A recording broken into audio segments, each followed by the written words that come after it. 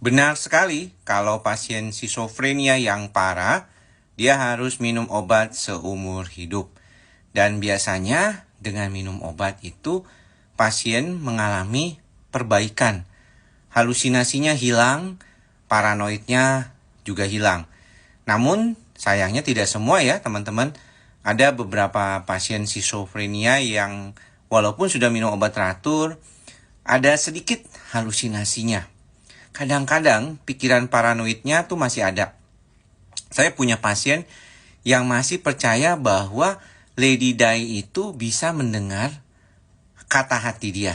Dan dia yakin, walaupun pekerjaannya sebenarnya kalau kita lihat adalah seorang pengajar. Jadi kalau kita perhatikan, gangguan yang berkaitan dengan fungsi otak ini adalah gangguan medis. Jadi terkait dengan dopamin yang terlalu meningkat, khususnya di daerah sistem mesolimbik. Jadi otak kita ini kan kompleks ya, kayak komputer, tapi lebih kompleks lagi. Ada bagian yang sepertinya itu kekurangan, dan ada yang bagian kelebihan. Nah, pada saat terjadinya kekurangan dan kelebihan yang tidak seimbang ini di daerah dopamin sistem, itu terjadilah yang dinamakan gejala-gejala skizofrenia. Halusinasinya biasanya terkait dengan halusinasi dengar, ada bisikan-bisikan. Kemudian paranoid thinkingnya atau delusinya, wahamnya itu berkaitan dengan kecurigaan yang tidak mendasar adanya orang yang mau menjahati dirinya. Bahkan ada sebagian pasien yang mengatakan ada CCTV yang terus-terusan ya mengintai dia setiap harinya. Dan kalau dikatakan bahwa hal itu tidak tepat, si pasiennya tuh seringkali malah jadi marah dan malah menjadi bersikap agresif karena kondisi seperti itu memang tidak bisa dianggap seperti kayaknya nggak ada gitu. Jadi kalau dibilang salah satu cara yang paling efektif untuk mengurangi gejala atau bahkan mengurangi gejala sampai total itu adalah dengan obat. Dan jangan takut ya, makan obat tidak akan menimbulkan masalah terkait ginjal ya, jadi nggak ada. Tapi memang ada sebagian obat skizofrenia itu yang membuat gemuk.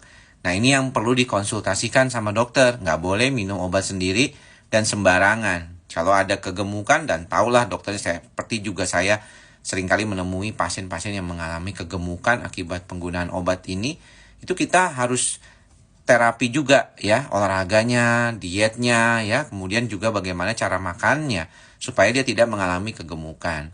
Biasanya teman-teman itu jangan mengambil kesimpulan sendiri.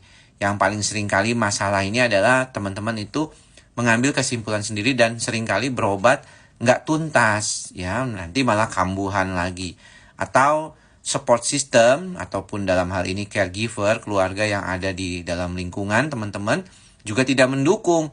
Dibilangnya hati-hati ketergantungan obat atau ada masalah nanti dengan ginjalnya gitu. Saya senang tadi ada lihat komentar-komentar yang mengatakan bahwa minum obat itu harus seumur hidup. Sebagian bahkan mengatakan dia pernah mengalami skizofrenia dan sekarang sudah baik tanpa obat.